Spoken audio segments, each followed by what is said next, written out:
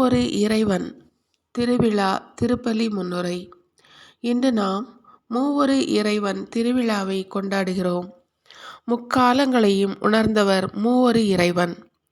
மூவொரு இறைவனின் இயல்புகள் மனித மனத்திற்கு எட்டாத அறிவு புதையல்.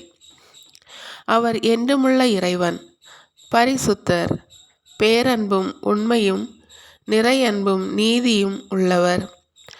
நாம் முழுமையாக நம்பக்கூடிய ஒரே கடவுள், சொன்னதை செய்யும் வல்ல இறைவன், அருளும் இரக்கமும் நீடிய பொறுமையும் தயவும் உள்ளவர், மன்னிப்பதில் வல்லவர், நீதியை விசாரித்து நியாயம் செய்பவர், அநீதியை பொறுத்து கொள்ளாதவர்.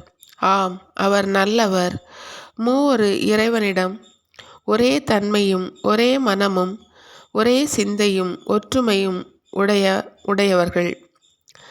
தந்தை மகன் தூய ஆவியாகிய மூவொரு கடவுளின் இயல்புகளை நம் குடும்பங்களிலும் பங்கு சமூகத்திலும் ஊரிலும் உறவுகளிலும் உலகிலும் காண முடிவதே மூவொரு இறைவன் மனிதர்களாகிய நம்மிடம் எதிர்பார்க்கும் மிக உன்னத பண்பாகும். பாசம், பராமரிப்பு, நேசம் காட்டுதல், மன்னித்தல், உடனிருத்தல், உருவாக்குதல் போன்ற உன்னத மதிப்பீடுகளை மனிதரில் விதைக்கும் போது காண இயலாத தந்தை கடவுளையும் தன் உடலையும் உதிரத்தையும் உலகிற்கு தந்த இறைமகன் இயேசுவையும் உள்ளத்து உணர்வுகளோடு உரையாடும் பரிசுத்த ஆவியின் உடனிருப்பையும் உயரிய கொடைகளாக நாம் பெற்றுக்கொள்கிறோம்.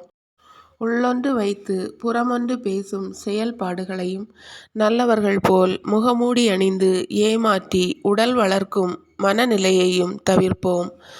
ஒரே சிந்தை, ஒரே செயல், ஒரே வாழ்வு வாழ்ந்து உண்மை கடவுளுக்கு உயிருள்ள சாட்சிகளாக வாழ்ந்திடும் வரம் வேண்டி இன்றைய திருப்பலியில் இணைந்து ஜெபிப்போம். முதல் வாசக முன்னுரை. இன்றைய முதல் வாசகம் இணைச்சட்டம் நூலிலிருந்து எடுக்கப்பட்டுள்ளது. சுட்டெரிக்கும் நெருப்பாய் இருக்கும் இறைவன் இரக்கமுள்ளவராகவும் இருக்கிறார். அவர் கைவிடவும் மாட்டார், அழிக்கவும் மாட்டார். தன் மக்களோடு செய்து கொண்ட உடன்படிக்கையை மறக்கவும் மாட்டார்.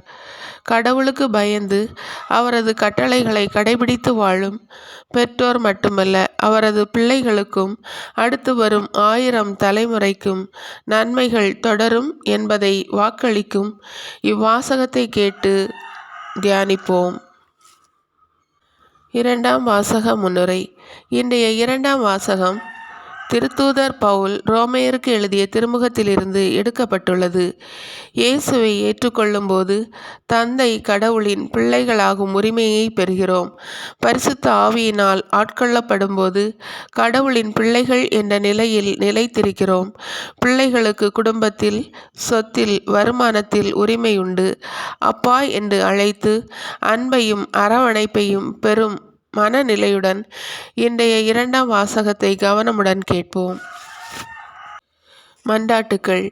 விண்ணையும் மண்ணையும் படைத்தவரே எம் அன்பு இறைவா, திருச்சபையை வழிநடத்தும் திருத்தந்தை, ஆயர்கள், குருக்கள், கன்னியர் மற்றும் பொதுநிலையினர் மூவொரு இறைவனைப் போன்று மனமொத்த சிந்தனைகளும் ஆக்கப்பூர்வமான செயல்பாடுகளும் நிறைவாக பெற்று நிறைவுடன் பணியாற்றிட வேண்டிய ஆற்றலை தர வேண்டுமென்று இறைவா உம்மை மன்றாடுகிறோம். இரண்டாவது மன்றாட்டு. எல்லா மக்களினத்தாரையும் சீடராக்குங்கள் என்று மொழிந்த எம் அன்பு இறைவா, எம் நாட்டை ஆளும் ஆட்சியாளர்களும் அரசு அதிகாரிகளும் பல்வேறு துறைகளில் பணியாற்றுபவர்களும் இயேசுவை போன்று துன்பங்களில் துணை நின்று துயர் துடைப்பவர்களாக வாழ்ந்திட வரம் தர வேண்டுமென்று இறைவா உம்மை மன்றாடுகிறோம். மூன்றாவது மன்றாட்டு. தந்தை மகன் தூய ஆவியினால் திருமுழுக்கு கொடுக்க சொன்ன எம் அன்பு இறைவா, குடும்பங்கள், பங்கு தலங்கள், பக்த சபைகள், இயக்கங்கள் இவை போன்ற பயணம் செய்யும் திருச்சபையின் அமைப்புக்குள் தந்தை மகன் தூய ஆவியின் துணையும் உடனிருப்பும் வழிநடத்துதலும் இருந்து செயலாற்றிட வேண்டுமென்று இறைவா உம்மை மன்றாடுகிறோம். 4வது மன்றாட்டு. அப்பா தந்தையே என்று அழைக்க உரிமை தந்த எம் அன்பு இறைவா, இளைஞர்களும் இளம்பெண்களும் தங்கள் வாழ்வின் இலக்குகளான உயர்கல்வியையும் தொழில் வாய்ப்பையும் ஞானம் நிறைந்த உள்ளத்தோடு சரியான வாய்ப்புகளை பயன்படுத்தி கொள்ளவும் வாழ்வில் உயர்வடைந்து தந்தை கடவுளுக்கு மகிமையும் மாட்சியுமாக விளங்கிடவும் வரம் தர வேண்டுமென்று இறைவா உம்மை மன்றாடுகிறோம். 5வது மன்றாட்டு. மேன்மை மிக்க எம் அன்பு இறைவா, மூவொரு கடவுளின் திருவிழாவை கொண்டாடும் இந்நாளில் எம்மிடையே காணப்படும் பலவிதமான பிரிவுகளும் பேதங்களும் களையப்பட்டு ஒற்றுமையும் ஒரு மனமும் சிறந்த செயல்பாடுகளும் நிறைய பெற்றவர்களாக வாழ்ந்திட வரம் தர வேண்டுமென்று இறைவா உம்மை மன்றாடுகிறோம்.